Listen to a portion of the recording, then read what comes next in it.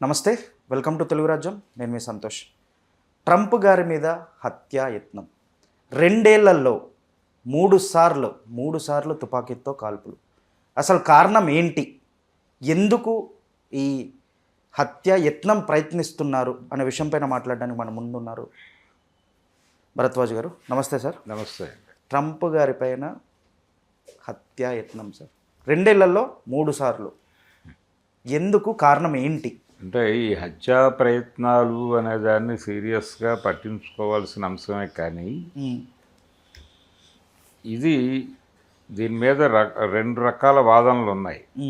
సహజంగా మనకి ఇంతకు ముందు కూడా చాలామంది రాజకీయ నాయకుల మీద దాడులు జరగటం, ఇప్పుడు ఈ దాడికి పాల్పడిన వాడు కూడా, నేను జరిగినటువంటి దాడికి పాల్పడిన వాడు కూడా అతను మేబీ అమెరికన్ మల్లెల బాబ్జీ ఏమో అని అంటున్న వాళ్ళు ఉన్నారు. అమెరికన్ మల్లెల బాబ్జీ అంటే తెలుసా మీకు?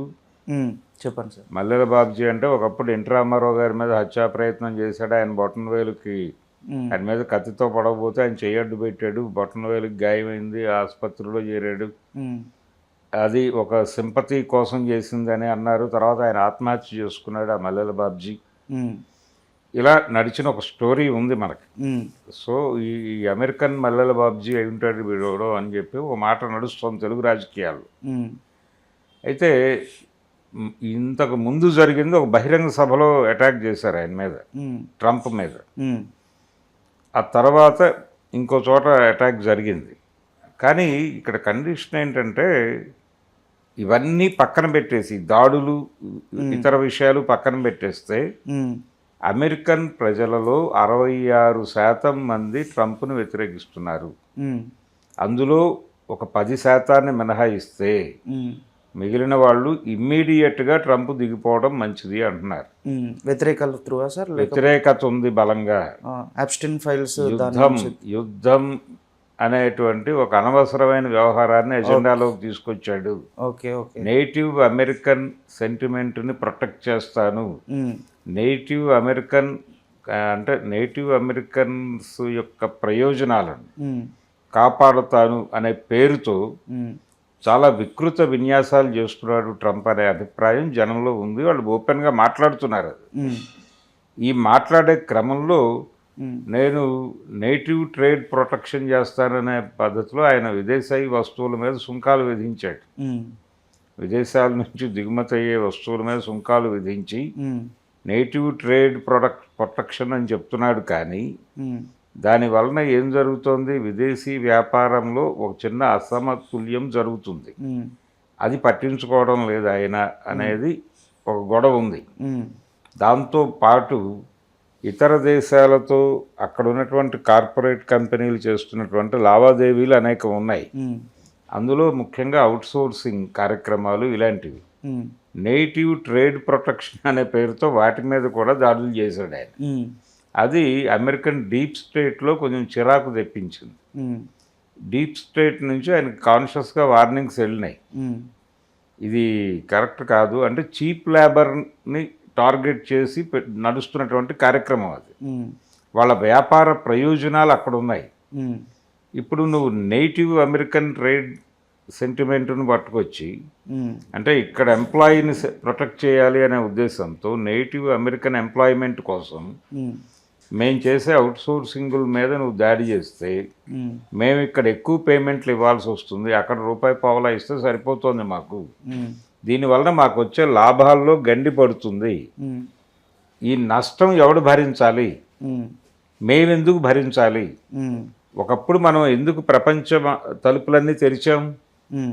ఇప్పుడు ప్రతి దేశాన్ని పట్టుకొచ్చి మీరు డోర్ ఓపెన్ చేసి ప్రపంచీకరణ అన్నారు కదా, గ్లోబలైజేషన్ అన్నారు కదా అని మొత్తం ప్రపంచంలో ఉన్న వాళ్ళందరూ గుడ్లు ఓడదీసి మీరు గుడ్లు కప్పేసుకుంటామంటే ఎలా కుదురుతుంది అనే ప్రశ్న కార్పొరేట్ సెక్షన్స్ నుంచి ఉంది.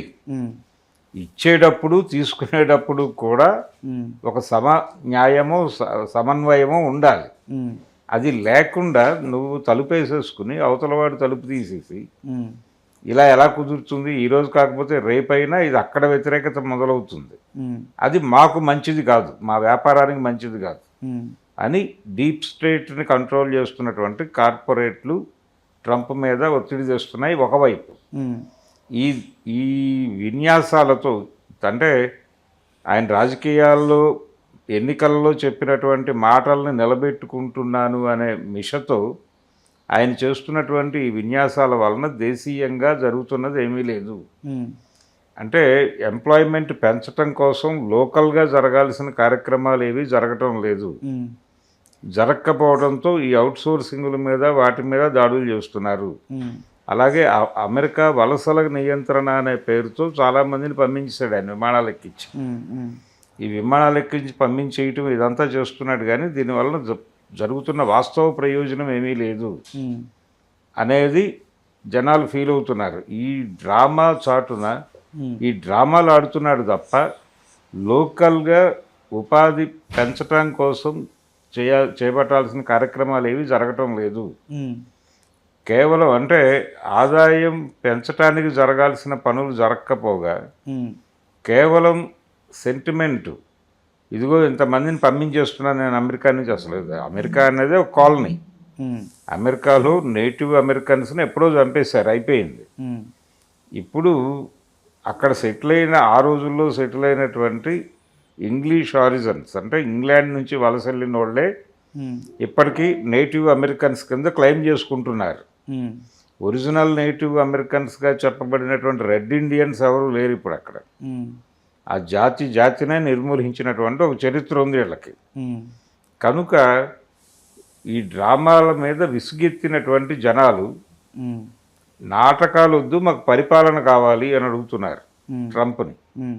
అడుగుతూ 66% మంది వ్యతిరేకతతో ఉన్నట్టుగా చాలా స్పష్టంగా సర్వేలు చెప్తున్నాయి. 55% మంది అయితే ఇమ్మీడియట్గా ట్రంప్ దిగిపోవడం అవసరం అమెరికా ప్రొటెక్ట్ చేయటానికి. ఇప్పుడు ఈ యుద్ధం పేరుతో నువ్వు డబ్బులన్నీ ఖర్చు పెట్టేస్తున్నావు, ఈ డబ్బులు పెట్టి ఇంకేదైనా కార్యక్రమాలు చేయొచ్చు కదా, ఎందుకు అనవసరంగా అక్కడ తగలేస్తున్నావు డబ్బులు అని కూడా ఓపెన్గా మాట్లాడుతున్నారు చాలా మంది మాట్లాడు. అవునండి, అధికారం ఉంది, అధికారం ఉన్న సభల్లో జరిగినాయి అవి కూడా. సభలలో జరుగుతున్నటువంటి దాడులు రిపీటెడ్గా, ఈ రిపీటెడ్ దాడుల మీద డౌట్స్ ఉన్నాయి ప్రపంచానికి. అయితే ఇక్కడ ఆగ్రహం కూడా కావచ్చు. ఆగ్రహము ఏదో పద్ధతిలో మనం ఇక్కడ అనేక హత్యలు చూసాం కదా. ఇంతకుముందు అమెరికాలోనే జరిగినటువంటి కెనడీ మీద జరిగినటువంటి హత్యే అది. అలాగే అబ్రహం లింకన్ మీద జరిగినటువంటి దాడి, ఇవన్నీ అమెరికన్ చరిత్రలో ఉన్నాయి. అధ్యక్షుల మీద దాడి చేయటం అనేది కొత్త ఏం కాదు.